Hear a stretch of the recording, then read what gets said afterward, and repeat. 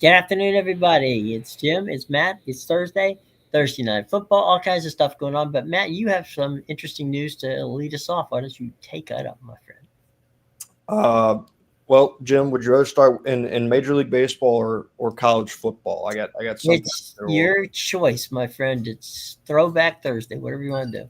Well, we'll start in the MLB. There was an interesting amount of qualifying offers that were accepted, and the only reason I find it interesting or really even that intriguing is based on the belief of the importance that this offseason has in the MLB in terms of the market and how different it will be in comparison to that of the future because of the what everybody believes to be a pending lockout in 2027. Mhm. Not a record number, but an extremely high number of qualifying offers that were accepted by players this week. Yeah, I mean, it doesn't surprise me because really, at the end of the day, the owners, it kind of reminds me of 1994, which um, is a if it happens, it would be incredibly unfortunate Hmm. because baseball has gotten momentum. And, we just had a World Series that had set records. Hmm. Um, it was, we've now have Japan and Korea and, you know, Australia, Canada. Everybody's interested, in baseball again. And the love affair with baseball seems to have caught back up a little bit. It would be terrible to lose that momentum over what in essence is frankly minor, the owners that we've all talked about of the small or quote unquote small to mid-market teams who don't want to spend any money. Hmm. And so uh, it's going to be interesting. Now, the Fred Man, um, Rob Manfred had. By the way, there used to be a broadcaster by the name of Fred Manfred, which is why I'm always screwing up his Rob's name. But anyway, Rob Manfred made his name, and the reason he got the commissioner's job when Bud Selig um, decided to retire was because of his ability through many years to negotiate deals with the Players Association. So, if Rob can pull off this this opportunity, excuse me, in the next year or so to make it so that they don't have a lockout or a walkout, that would be fantastic. If they do, on the other hand, I don't know how long it would last. Yeah, all the reports indicate that it'd probably last a while. I think the thing that makes it interesting to me in terms of the qualifying offers themselves is they're 1 year contracts Mm-hmm. that are handed out to these guys. Now, granted, they're handed out a what is essentially a premium salary for Right. a bunch of these guys that they took. I feel fairly confident in saying that some of these guys, the Shota Imanaga, Brandon Woodruff, I'm not sure they would have fetched $22 million in the open market. Right. That's money that they got, and I wonder if that's more of a stockpiling for what's ahead or an opportunity that they just think like, hey, I've got an opportunity to get this high of money. It's one that may not come up again after we go in this lockout. Yeah. I A lot of times they're called pillow contracts, right? Hmm. And the reason that they're called that is because basically the potential player, whomever it may be, wants to take a year, kind of like a sleep year, right? Just let's just hang out and not and chill and see what the market's like. I think what they're doing is saying, okay, what if we sign this deal or go and sign a deal with another team only to find out that the balance of power now is shifted in such a way that the mid majors and the guys who are at the bottom feeders are headed, in a position where they have to spend money. At which point, I might be able to get more money from a specific team that fits my personality better than the ones that are offering. Mm-hmm. So I think a lot of it has to do with what you just mentioned. It's a wait and see game as opposed to a game that we wish to, what's we going to learn during the long term. Watch Swerver. I mean, that's where the money right now. Obviously, your Boston Red Sox are in there. Mm-hmm. The Philadelphia Phillies, of course, are in there. The Mets, who want to be in everything, are there. And here's the surprise team: the Pirates. I heard that earlier this week. I thought that was very interesting, just because I think there would be, or not, there would be. There's obvious questions as to why would the Pirates spin now? It may give you a look into what is coming in terms of that deal, or there's a very minute chance that maybe they just have decided that it's time for a change in philosophy. It's time to invest in this team. I don't think that's what's happening. I think this may be more of a show from them, but nonetheless, it would be a good sign if they were putting legitimate offers on the table for players of Kyle Schwarber's caliber. Well, I've heard one rumor, and I'm going to throw it out there. It is just a rumor. It is nothing. I have not been able to verify it yet, but some people who I know around the Pirates said that the Rays sale of $2.7 billion has gotten the attention of the Pirates, Mm-hmm. thinking that they may be able to get north of $3 billion for the team, which Mm. at this point they may very well be willing to sell to a group of investors from the Western Pennsylvania area who want to, basically bring the Pirates back to the good old days. So, read into that what you will, but you know what happened with the Rays and the 2.7 billion, which is also the same amount that Baltimore sold for. Mm-hmm. Um, and the most recent Forbes evaluation had the Pirates at just around two, actually under two. Mm-hmm. If you could figure out that you could sell it for $3 billion, Mm-hmm. uh, that would be uh, on a $310 million investment. I think that's a return on investment that anybody will take. Yeah, and I think it's one they were probably looking for when they bought the Pirates. I don't think, based on the way they've spent, this was ever something that they were in it because they Right. really wanted to have the Pirates be national contenders year in and year out. That's obviously was never going to be their goal. So there is that portion of things. But and on the bright side, if that's what gets the team to spend money and ultimately gets current ownership out of Pittsburgh, then Hmm. it's probably, however nefarious slash greedy it is on the back end of it, it now would work in the best interest of the fans of the Pirates as well. Absolutely. I mean, it's especially if it goes to a market where you've got people who are live in the area who are invested in the team and who want to see the glory days of the old Pirates come back. Mm-hmm.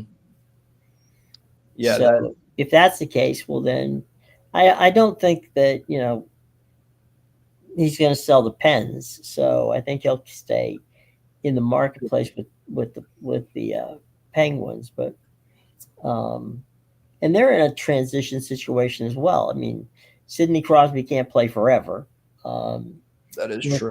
nor can Jenny Malkin. So um, they've got to be in a transition situation. So we'll have to see how that plays out.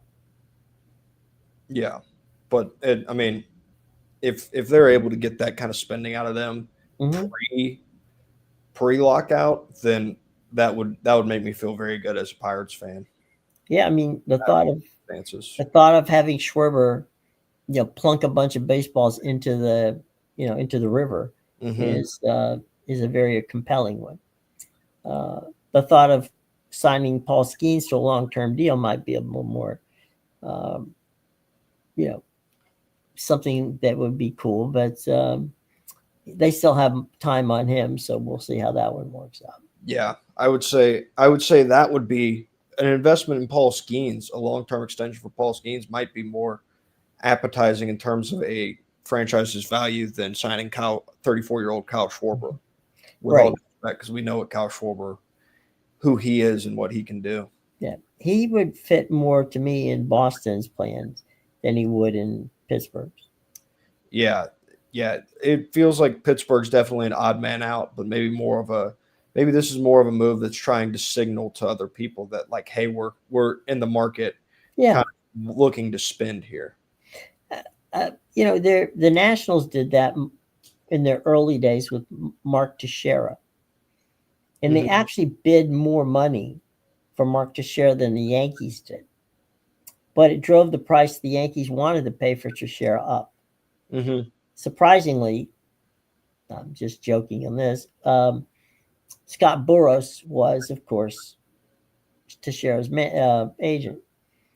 What it did do is it bought the learners um, a very good relationship with Scott Boras. Hmm. Scott was able to get them Steven Strasburg, Bryce Harper, and Juan Soto, and those guys all come piling into the Nationals, where they all eventually left, but except for Strasburg, who after winning a World Series didn't win another baseball game for 2.5 years. Um, so yeah, it basically might be the Trojan horse, right? Hmm. Pittsburgh comes in. It's nice of them to say we'll spend the money, knowing that Schwarber is not going to go to the Pirates. Yeah, it's a similar situation to when the Rays offered Aaron Judge. I would say, Yeah, if I remember correctly, they offered him a very fair salary. I think it was like 300 plus was the number that they yeah, offered. So they came in with a fair offer for him as well. And it, with the sale, it's probably going to put the Rays in a little more favor in terms of the MLB business world. right, right. Speaking of the MLB business world, finally, after months of no surprise to anybody, NBC is back in the baseball business. They NBC Television Network had spent their relationship with Major League Baseball. They had the longest running Major League Baseball relationship until it ended back in the 90s. They're back in the business, and they will have Sunday night baseball, which will give them year round Sunday night sports programming. Mm-hmm. So that was the plan, and the plan was taken. They end up with all of the um, playoff games in the first round playoff, the wild card playoff games, all end up on NBC. Obviously, the Sunday night game ends up on NBC. Peacock gets some of the games. I think some Friday games, which they're working out right now, the final details. But that's a deal. That's a good deal. Um, Netflix gets the home run derby and opening day. They have Netflix will air a primetime game opening day in baseball. So it's kind of like a honestly to I'm I'm I'm not quite sure what that meant. Why Netflix would do that. I mean, the home run derby's fine. Yeah, cool. Um, and opening day interesting, but if you're not going to do any other baseball, why do that? I mean, it doesn't track with what if you're going to do. You're either going to do it or you're not going to do it. If they want in on Major League Baseball, it would seem to me that something else would be a better fit. Yeah, but it's weird the way Netflix has done it in terms of sports. Is that's kind of the model that Netflix has been doing with Mhm. sports in terms of they pick like their spots. Like they Yeah, want certain things. They don't want to be all in sports at all. But they've definitely shown an interest in being involved in some of the bigger events. You see it with the NFL. They do all the Christmas Day stuff, but that's all they do right. for the NFL. Yeah. So Mhm. I would say more of the same thinking here from Netflix in terms of like they don't really want to be fully involved, but a little more of an incentive for people to sign up for their service. Yeah. Um, and Jake Paul's going to fight there on November the 19th, I think it is. Hmm. So, we'll have another Jake Paul fight. Thank goodness. The world cannot live without that. Um, the irony here is that ESPN got a package in this deal where ESPN now, through its new app, is able to market the MLB TV package through their you know through their app. You can obviously get it without going to ESPN. You can always buy the MLB TV package. So, I mean, it's kind of a curious deal. Um, you decide you want to give up on everything else, but you want the MLB TV package. So So so when you say they can still market, they're not a carrier of the MLB TV package, correct? no, they have the right to sell it through their own app. Okay. So they just would get a cut of sales that come from their Well, yeah, app. you basically what happens is you can, rather than going out and buying, it's integrated into the best way of putting it, it's integrated into the app. So if you want it, right, Yeah. and you hook it up and you've got it with the MLB, the TV is in the ESPN app, then you don't have to log out of your ESPN account and go over to MLB and log in there and watch a game. You can directly, have it right there in your in your app. Okay. That makes a little more sense. So you don't have to, it's one less step to get to the baseball you want. Yeah, yeah. Which, the MLB and ESPN have had some of their regional broadcasts Right. here on ESPN Plus over the past years. So that doesn't surprise me. No, and what doesn't surprise me either is that the MLB and while MLB and ESPN have had, you know, words over what's going on, the MLB and ESPN, um, they cannot. Can MLB live without ESPN? Yes. Can Hmm. ESPN live without the MLB? Not if they're going to charge $30 a month for sports, Yeah, yeah. They just can't seem to quit each other. right? So now, if you're an NBC Peacock fan, you're going to get football on Sunday nights. You get baseball on Sunday nights. You get basketball on Sunday nights, which gives you year round 52, you know, days out of the year a Sunday night sports package. Hmm. Yeah, So, um, you know, they they will continue to have that package. So for NBC, I think it's a wise move. That way, they corner Sunday nights. Sunday nights have traditionally not been a good night from television standpoint, ratings wise. So, why not counter program by putting sports on? yeah. And I mean, that's what they've obviously always had Sunday night football. Well, I say always.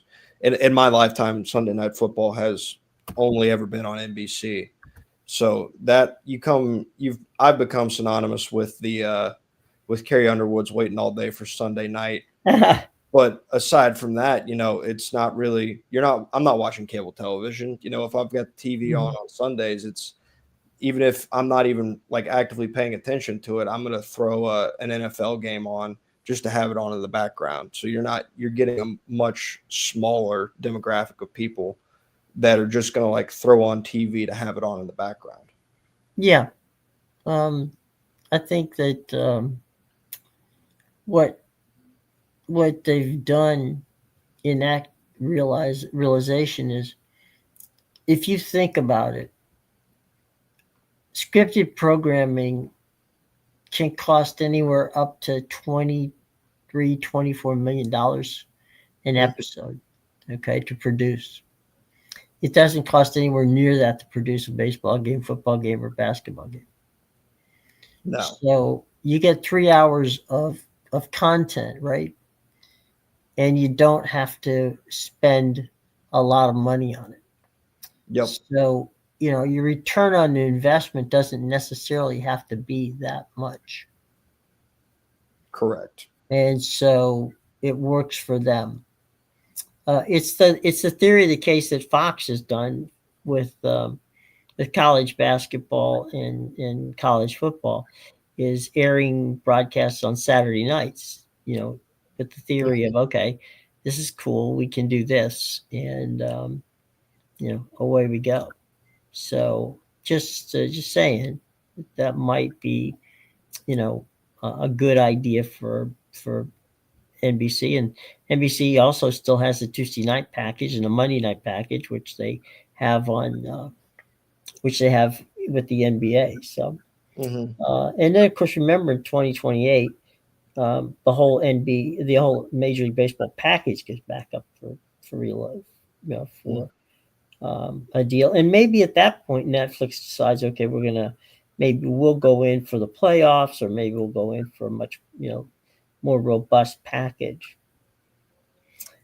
And while we're talking about TV, just for a moment, Apple TV and EMLS have tweaked the deal that they have, so that um, Apple TV has the rights now to Formula One starting in 2026. And they decided that what they wanted to do was not put it into a an extra deal. In other words, you can you can get F1, a race or two on Apple TV, but if you want the whole package, you have to buy their version of the package, Mm-hmm. which is what they did with the MLS. They said, okay, we'll give you 1 or 2 MLS games over the weekend, but if you want the whole package, well then you have to buy the MLS package.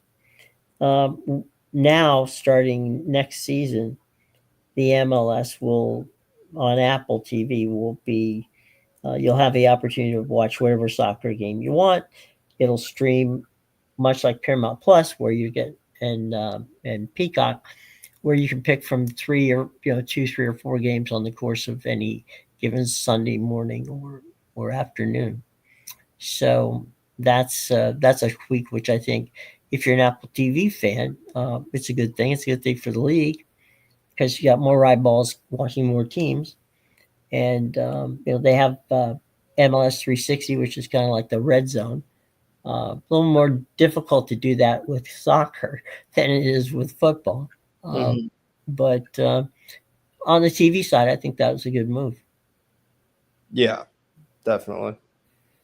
That way, Uh, you only have to pay one fee to get everything you want. yeah, which I mean, now is the model that people, maybe not necessarily all companies are going for, but it's the Uh-huh. model that people now more than ever are looking for. Is they want bundles and they want packages, because it's gotten to be too much, and they're just looking for a much simpler and compact place to find everything that they want to watch. Uh-huh. They like You know, I'll take it, right? yeah. It's one of those ones where you sit there and go, okay, cool. We'll do what we have to do here, and try to get things straight. So I get it, and I'm happy for them, because I think that it makes sense, and it's actually wonderful opportunity for them to be involved. Mm-hmm. Yeah, absolutely. So there you go from our baseball side. Um, let's go now over to any updates on Any Lane Kiffin sightings or anything from that standpoint? I haven't really seen anything new on that, front.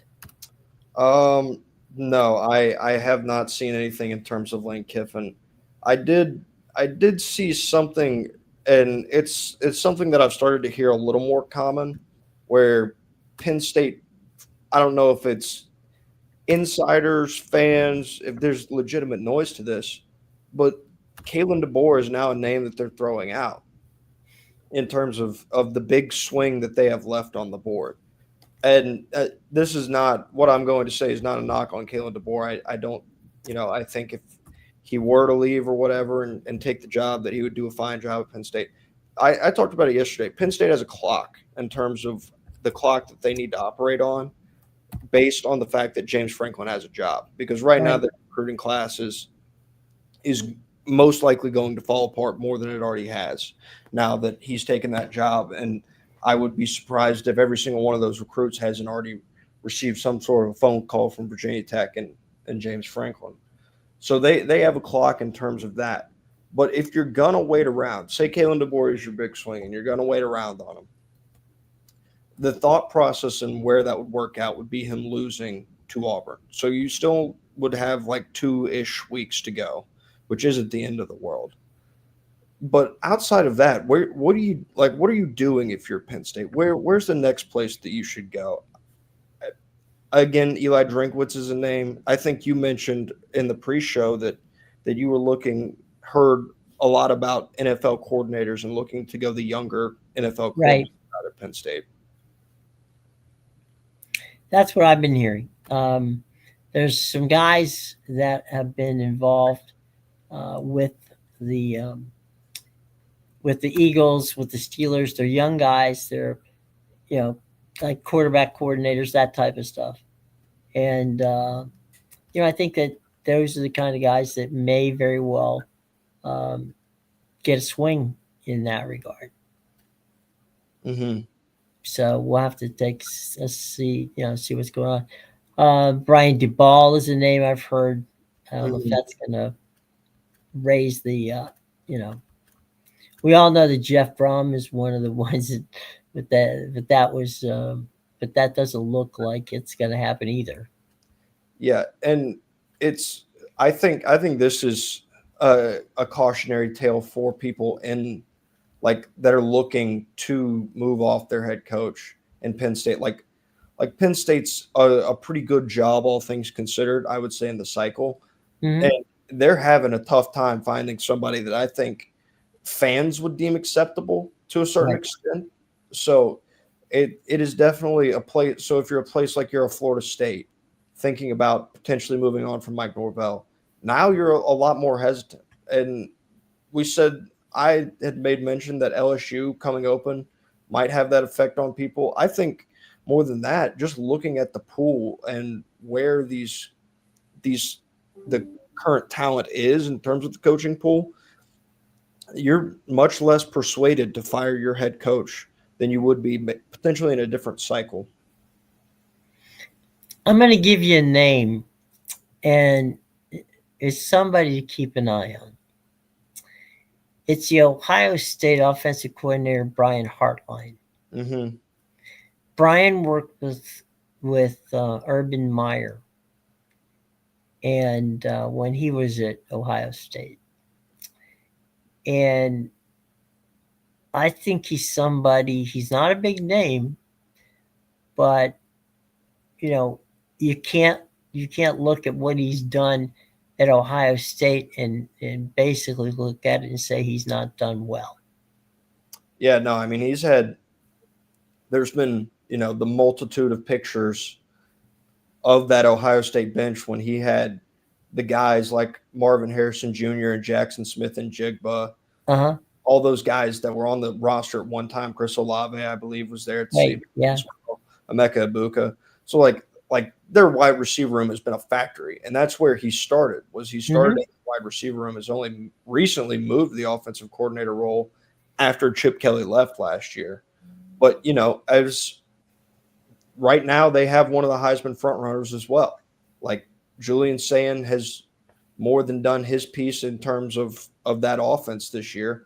So, yeah, when you look at it, you've got a guy who has recruited at least the wide receiver position. I know he's Mhm. helped in a lot of other areas there at Ohio State, but he's recruited that the best in the country over his time span there.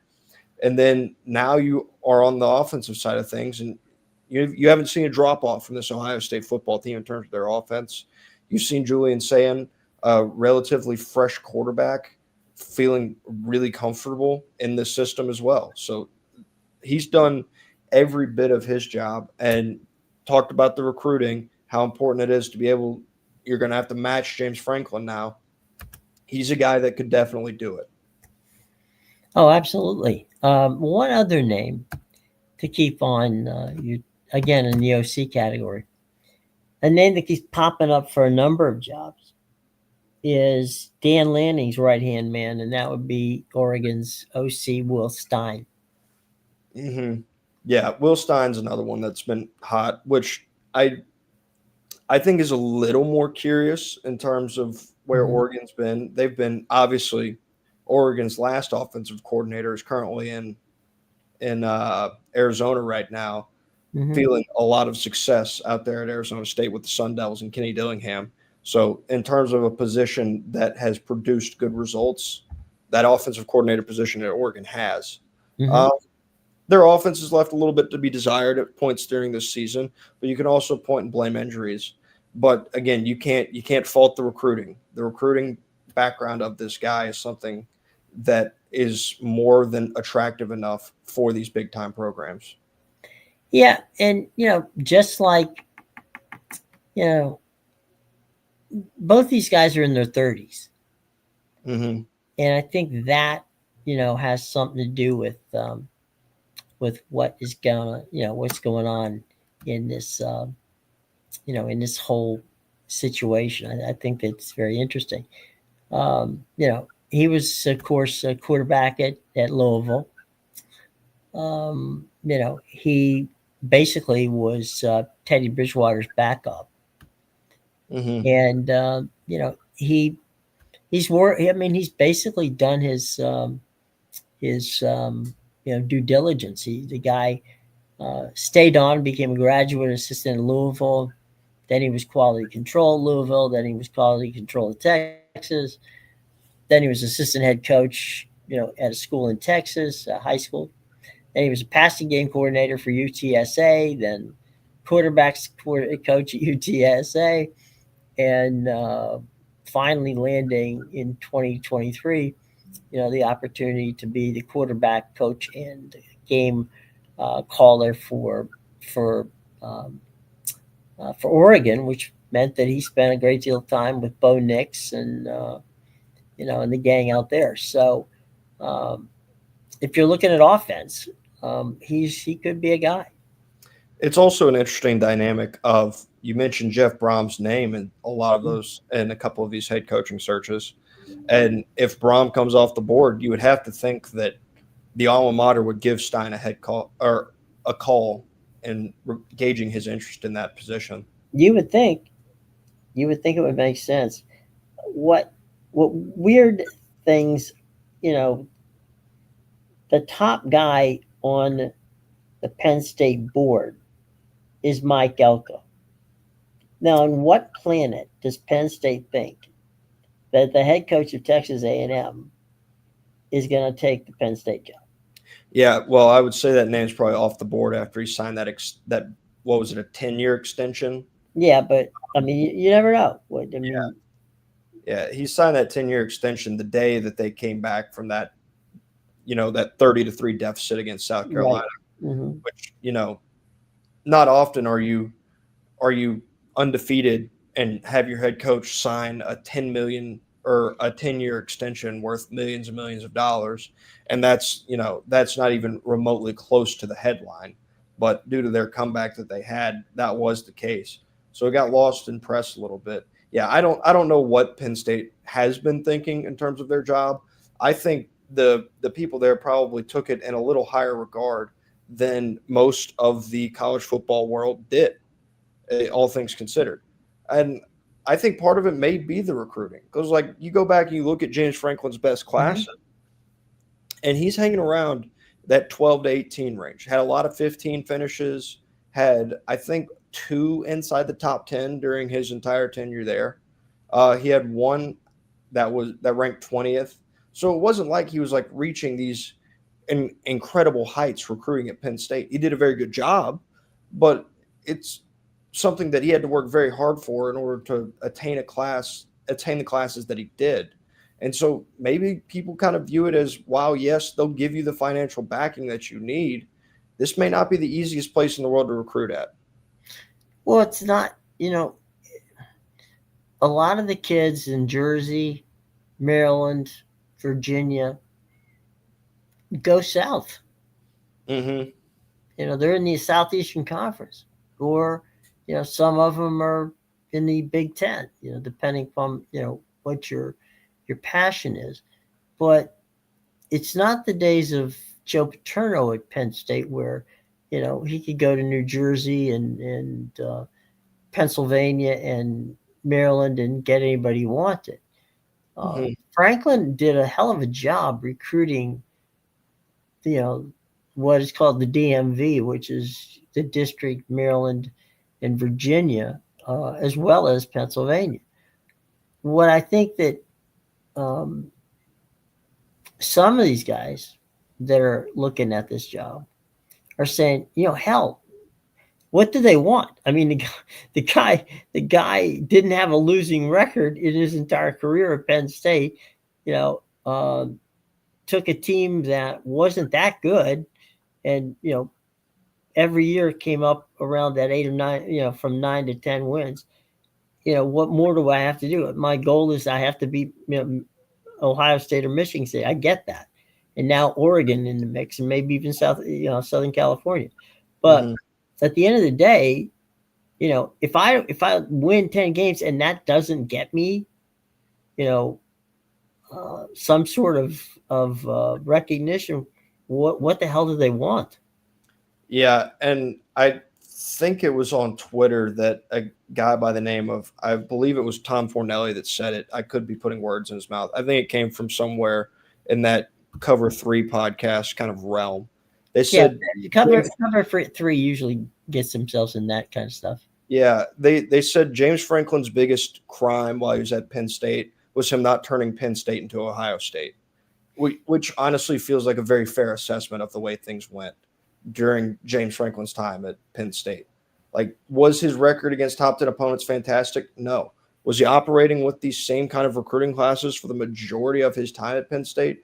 No, he wasn't. Like, Ohio State's signing, they're signing a top 3, top 5 class annually, and you're sitting inside the top 15 annually.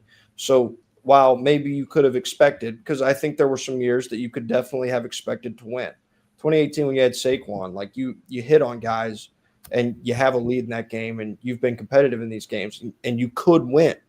But you're in this position to win despite what your talent roster was overall. So it's not it is a bit of what feels like an unfair statement or an unfair set of circumstances for potentially what Penn State people expect out of their head coach. You know who I'm gonna throw a name out there, and this is now Jim Williams playing the athletic director at Penn State. A guy who I would strongly consider hiring is Brian Kelly. Brian really did well when he was at Notre Dame, recruiting that same area. Mm-hmm. He knows the Big Ten because obviously when you're Ohio State, you play half the Big Ten, in your non-conference games. Mm-hmm. So, I would, I'd give him a call. Yeah, I mean, and by the way, with the amount of money that that LSU's going to end up having to pay him, you might be able to give him a trial run here. Say, look, let's go for 5 years at X, with with the possibility of an extension. Plus, I think Brian Kelly's pissed off enough to want to go and prove that he's good. Yeah, I mean, there's definitely got to be a part of Brian Kelly that wants to get back into coaching just because you would guess that Brian Kelly is a competitor in the realm that he's been in for his entire career, Right. in a Division I head football coach. Like you have to have some competitive fire and edge to be able to do that. I know all the stories about him kind of taking off, but I mean there was not a nice thing said about Brian Kelly when he left LSU. There's Mm-hmm. been a lot of they're not defamatory statements necessarily, but a lot of negative things said about him since his exit at LSU.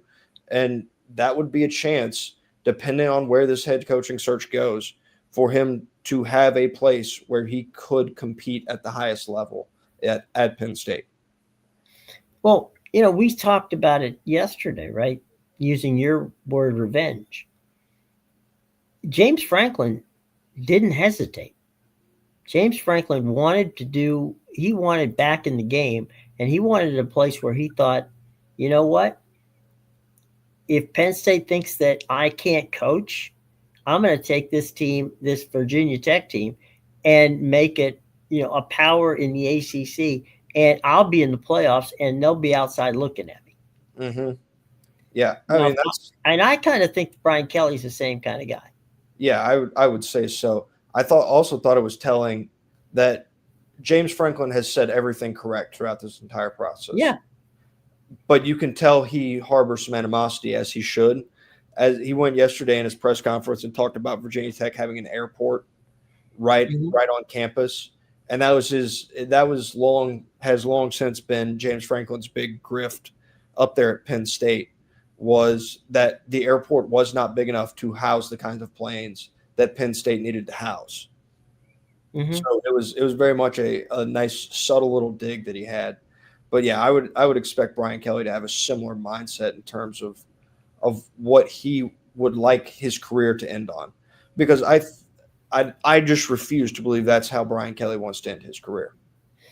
Well, and in fairness, okay, and we know this because we're guys who have been around both, in my case, the Big Ten, but also the Southeastern Conference.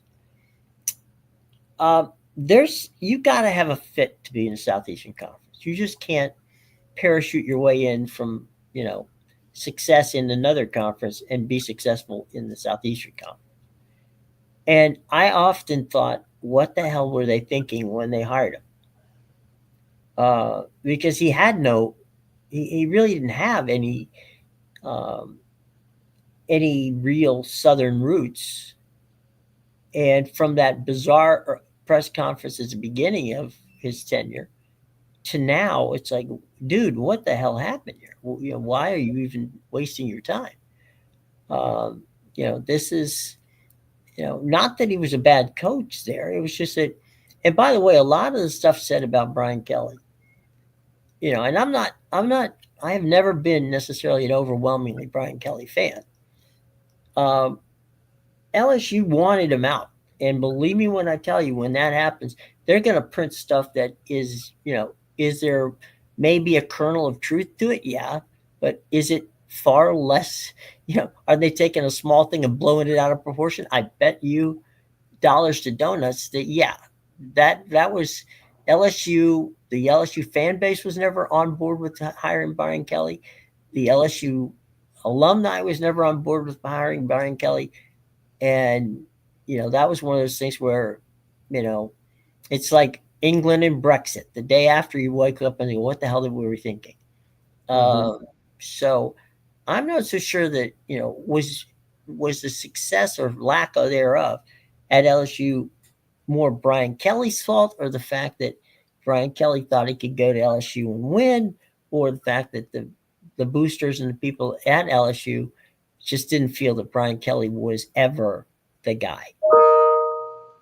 Yeah, no, I mean, it just wasn't a fit. You could tell that on day one. The accent immediately turned everybody off. Like it felt like at that point in time, the saying was "winning cures all," and that's true.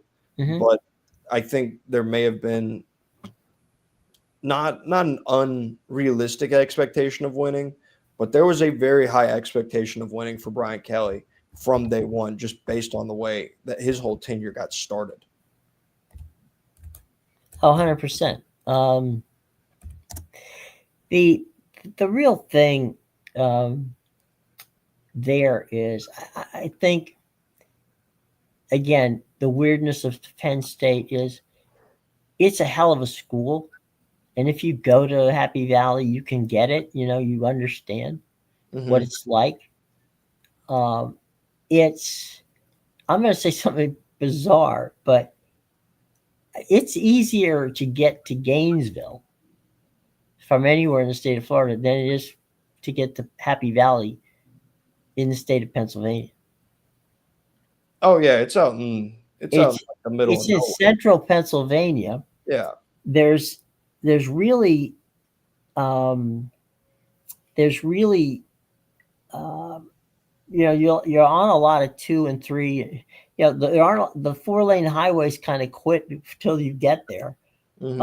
And a great deal of the reason why they don't play a lot of night games at Penn State, and I agree with this, is it's not safe in the wintertime to be on those roads at night. Yeah. Yeah. Absolutely. Hell, in the daytime, it's tough. Yeah. I mean, it's essentially just you're just kind of driving, and then there's a valley that houses a school. Yeah, So, you know, and it's, and he's right with regard to you have to go almost I think it's to Harrisburg to the airport, so you're not really close. You're an mhm. hour bus ride from where you landed to get to the damn school. Yeah, it was Harrisburg. That's where they had to fly out of, and Hmm. he didn't like it because of like it was just so much travel for a team that you're trying to go win football games. Travel, you would like travel to be a bit more convenient for your football team. Well, um, you're talking an hour bus ride to go to. By the way, an airport where obviously they were flying charter, Hmm. but you're going an hour east to then go and sit in the airport. Sit not in the airport, but you don't go directly on the plane. Yeah, So you're talking anywhere from an hour and a half to 2 hours before you literally get on the plane to fly somewhere. yeah. So it was far from ideal from that standpoint, and Well, and Eastern Carolina has a better setup. yeah, I did think that the funny thing was is somebody did an overlay, and I'm just taking this at I saw a video and I'm taking the internet's word for it, but that the Virginia Tech airport is actually like 1,200 feet shorter than the Penn State airport is. I Yeah, think just overall, it's a bit more convenient for travel when it comes to Virginia Tech over Penn State. yeah. I mean, it's an engineering school. They do flight engineering there, so Yeah. they have to have runways and airport access. We're talking about private airport. We're not talking about an airport like Blacksburg doesn't have an airport. So Hmm. you know, um, sometimes I mean Charlottesville's got a small, an airport small enough but large enough to grab one of those, to grab a flight. But even if for some reason there's a problem at Blacksburg, they have to go to Dulles, which is in Washington, right? Right outside of Washington. That's a Hmm. 2.5 hour ride in the bus. Oh, geez. Now that's unideal right there. I think long bus rides may be one of the least ideal travel situations there is. Well, it's okay if let's say you're Navy and you're going to play against, you're going to Philly to play an Army Navy, or you're going to Philly to play Temple, right? Hmm. It's an hour and a half bus ride. You're not Yeah, going to fly there, yeah, because it take you that long to get from Philly Airport to the to where you have to be anyway. So it's better. As a matter of fact, one of the cool things that have been done in the past is,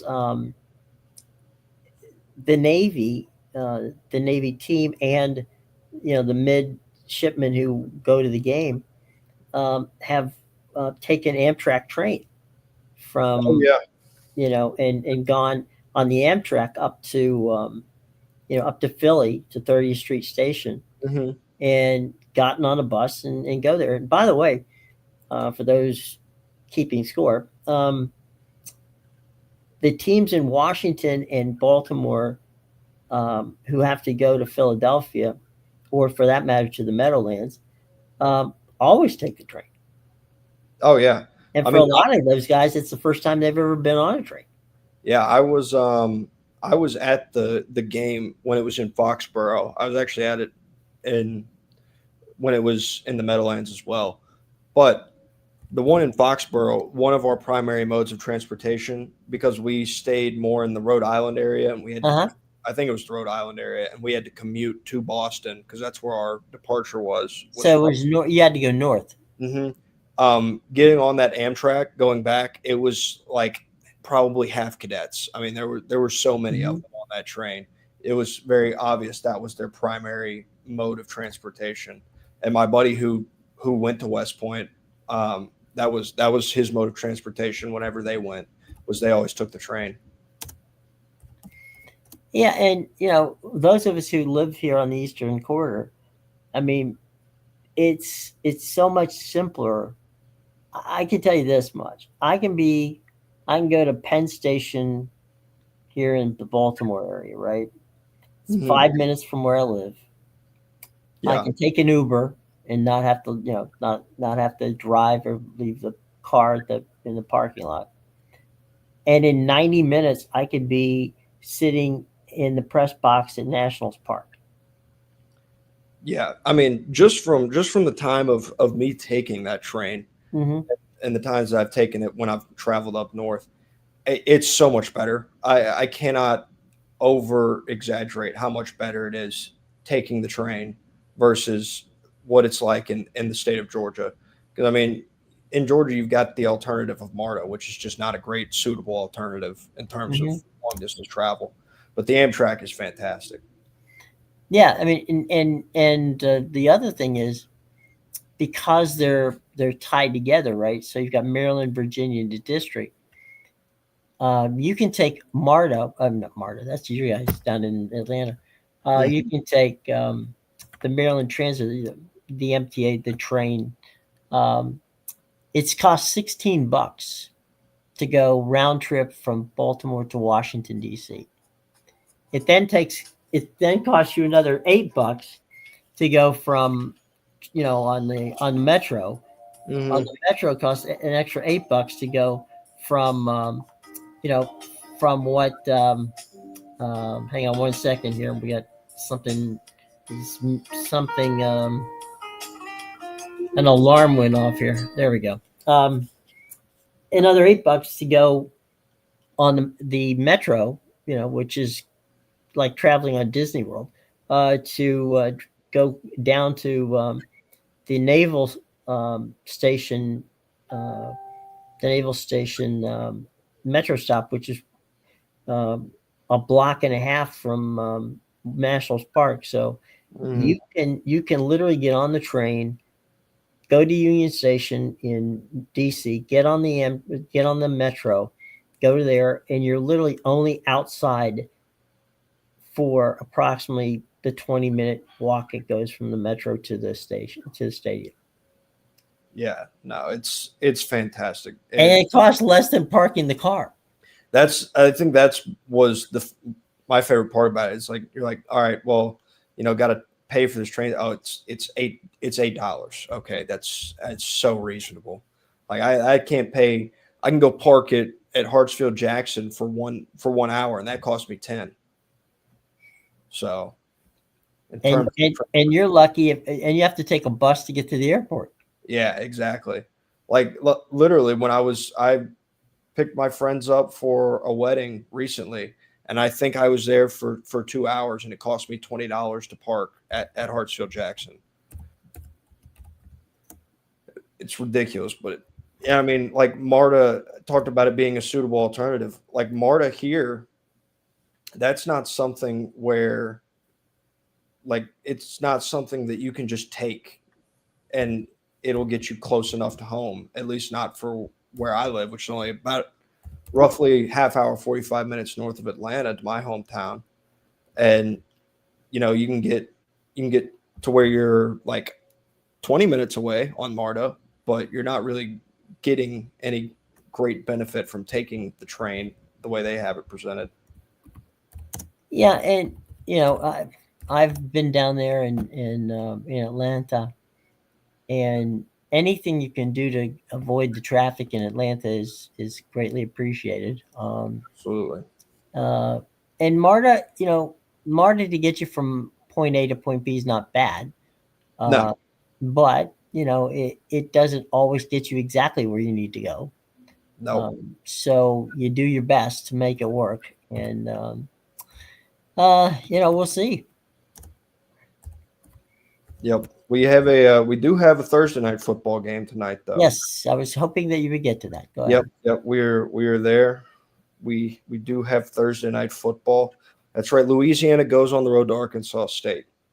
Well, that's definitely. I can't wait to hear how Michael's call that one. Yeah, no, but the Bills go on the road to Houston to play the Texans tonight. And a battle of teams where Houston has surged back in a way. They're 5-5. If you can call that a surge. They started off the season, I believe it was 1-5. It had a terrible start to the season. They found a little bit of balance and steadied the ship certainly from the way the season started. And Buffalo's a team that kind of needs to win this one in the big picture of things. Talk about superpowers seeming to fade this season in the NFL and all of the ones that you're used to being at the top of the league, and particularly the top of that AFC discussion. A lot of them aren't there right now. The Bills are one of them. They trail the Patriots in the division. Patriots are 8-2, Bills are 7-3. But a couple of Bills' losses have been really ugly. They've lost to the Falcons, who are having a god-awful year, and they've lost to the Dolphins as well, who I think we all know what kind of year the Dolphins are having as well. So they have a game that feels very winnable on paper, but these are the ones that they haven't been winning of late. They need to have a big night and continue to keep pace in that divisional race with the New England Patriots. Yeah, it's. I saw Todd Bowles at his press conference last week said that if you would have told me that we would score 32 points on Buffalo, I would have said great, and it was a nice day. We would have a nice win. Mm-hmm. Unfortunately, they scored 44 points. Josh Allen had a career day last week. If that's Josh Allen from here on out, then heaven help everybody else in the AFC. Mm-hmm. Yeah, no, if he's starting to get it going again, because it's almost like they hit a lull in a weird way. It feels like you hit a lull, and when you reach the point of where you're now losing to the Miami Dolphins, a team that talent wise is not on your level, a team that coaching wise this season has not been on your level, a game that you need in your division, that you lose in the fashion that you lost it, because they didn't just lose to Miami. They got blown out by Miami. Like I feel like I forgot that piece of context. It was not a close game. It was not yeah, it's the NFL, like losses like this can happen. It was they lost to who by how much kind of a situation. Mm-hmm. And that can be enough to steady the ship sometimes. And I think that's probably a situation that you're going to see with the Buffalo Bills. I think they've probably had a steadying of the ship. I think sometimes you go out there and you just don't feel it, Mm-hmm. and I think what happened with Buffalo is they felt as if this is what we got to do. We can get out there, we can make it work, and all of a sudden you find out, yeah, not so much. We had a bad day. Why did we have a bad day? Because we didn't care. We thought we were going to waltz in here and beat the living crap out of the Dolphins and put in frankly a half-ass um, performance and get away with it, and they didn't. They picked the one day that Miami decided that they were going to have one of their best days. Yeah, and like I said, it is the NFL. Your talent gap is much smaller than that of college football, where you see a team where you would see a similar record matchup and go, well, these guys have no shot. Mm-hmm. Yeah, your talent disparity is much, much tighter in the NFL. So when you do that, you're absolutely going to get beat. And now they've got to remain consistent now, because now you're in a place where you're talking about keeping pace for your division now. Like that's where they are. They have to keep pace in their division. So Well, they're also running out of games. that as well, yeah. Like you now have to take these opportunities to win. And I mean, if you're Houston, you're not all that far out of the playoff picture, one that people had long since, killed you in. So you're sitting at eighth right now. You're behind the Chargers, you're behind the Jags, and you're behind the Bills. These are teams that you can pass.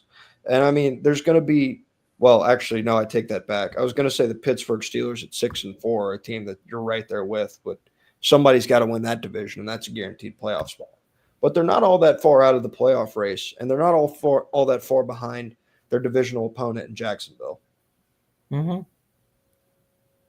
Oh, I think they got every opportunity to be there. Mm-hmm. And I just think that the key right now is, focus. Yeah. Don't lose fact. Don't lose the focus, and the focus has to be, regardless of whether you want it or not. It has got to be on winning out. Basically, you can lose a game.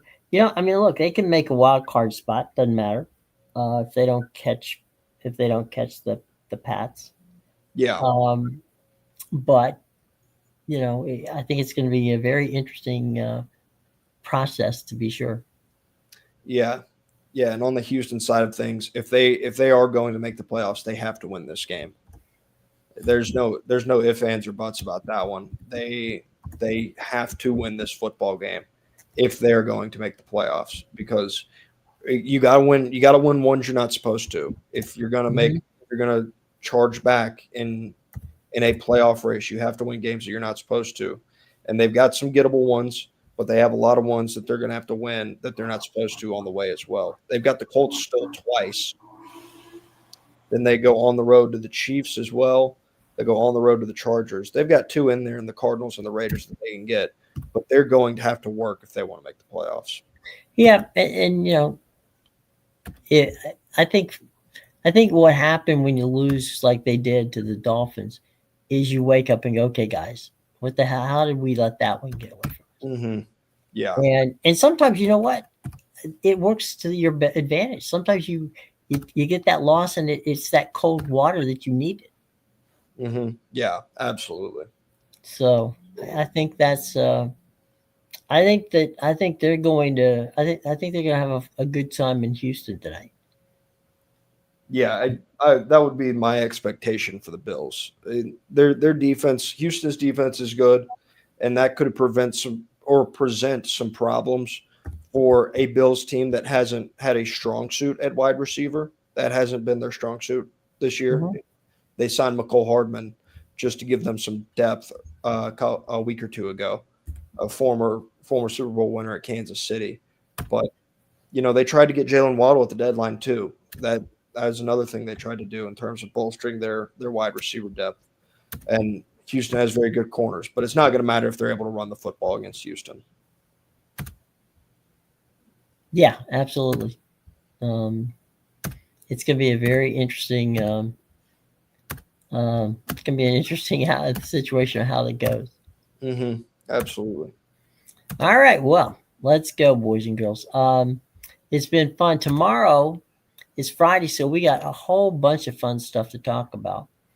I'm going to focus my attention on the Oregon USC game for the weekend. Mm-hmm. I think that might be one of those games where we sit back and go, okay, let's see who can come out of this one, in a better situation. So, is there anybody you're looking at? Any things that you want to share with us about what you're looking at this weekend? I think the biggest thing about this weekend is, for top teams, I would be careful, and Mm-hmm. it's also everybody's favorite time of the year in terms of the SEC, where a lot of these teams have their one of their last out of conference games scheduled and Mhm. oftentimes it is that of a lesser opponent. Alabama is playing the home of Jimmy Garoppolo in Eastern Illinois. Georgia is playing Charlotte. Auburn is playing Mercer. So there's a bunch of games just like that are on the SEC slate that really angers a lot of people because it Rutgers at 5-5 is a real gauntlet for Ohio State this week. Yeah. Um, well, we can talk about it tomorrow, but the SEC is going to go to 9 games anyway. Yep, they will So be. that'll be the end of some of those games. Yep. And in a way, it feels bad for. I can speak from USF standpoint back in the day, right? To get an opportunity to go and play an SEC team during the regular season Mm-hmm. was, we're not talking about Florida contractually. The state of Florida, um, the state of Florida uh, has written in where Florida State, because Miami is a private university, they can't control them. Mm-hmm. But Florida State has to play one of, either FAMU or Bethune-Cookman or USF or UCF or Mm-hmm. FAU or FIU, on their schedule, Yeah. and they rotate them. So, that's a contractual thing. That's something that the state forces them to do. Mm-hmm.